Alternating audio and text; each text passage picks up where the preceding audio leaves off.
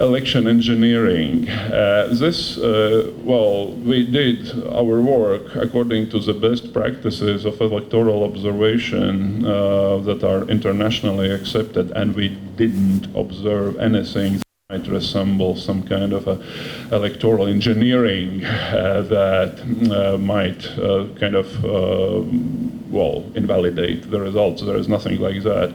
I think that the Electoral Commission has really done a lot in order to make this whole thing transparent, just to have the results, from the very top, from the national level down to the single polling station, you see the results. What are the results in a particular polling station and how they are being tabulated up to the district and constituency and national level.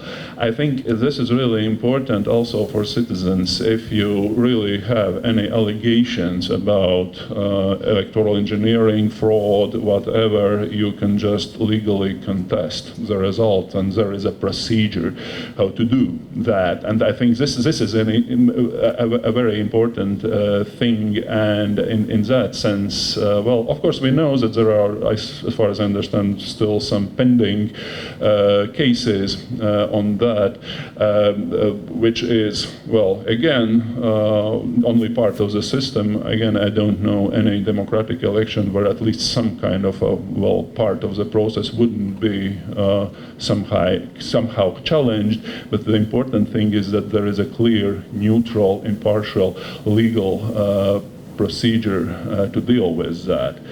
And as for the second question on the post-electoral environment, yes, I mean, of course, normal parliamentary, normal democratic life has started with its all pros and cons. We all know that these last months have been also very turbulent domestically, but this is in every country like that. When a new parliament convenes, the new government is built, and so on and so forth. What is important from the EU's point of view is that the elected politicians really understand that responsibility to move forward up to the expectations of the Bangladeshi people who, after the July 2024 uprising, really expressed their will to have a democratic, pluralistic, developed order in the country. And in that sense, of course, to be elected, me, myself, as an elected member of the European Parliament, I know what does it mean. I mean, being elected, it doesn't mean only your rights to take decisions. It also involves a huge responsibility. And I think that the newly elected Parliament really understands this responsibility to move forward, because these elections have been, in many ways, crucial for your country. It's, I'm afraid, not up to us to say that. This is for the court. Again, and of course, and if you have information of any other Bangladeshi citizen has an information about alleged irregularities somewhere, this is what the courts and the process is there. This process is analyzed. Of course, it also has its strengths and weaknesses, for example, about how the appeals are being handled, both pre-election and post-election. One of our suggestions is the timing, of course, because those procedures shouldn't take too long in both cases, both pre-election and post-election. But what we see here is that there is a legal pathway to go if there is some information about some kind of demeanor or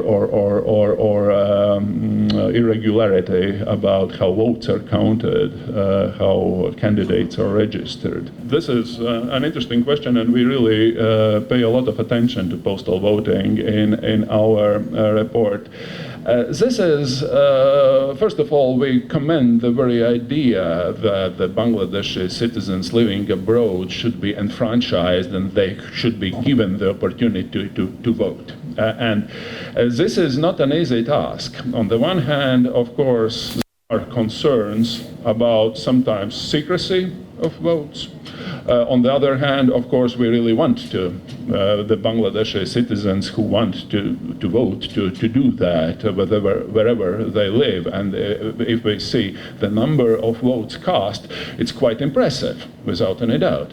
On the other hand, of course, we all know that the registration with app and this whole process could be improved, but I am more or less convinced that the Electoral Commission and the Bangladeshi authorities in general will learn some lessons from how, what were the strengths and weaknesses of this process and what could be improved. At the same time, I think that the very idea behind the postal voting is a very commendable one, because people tend to be mobile all across the world, and that means that their will can be expressed not just being here in Bangladesh, but also elsewhere where they reside.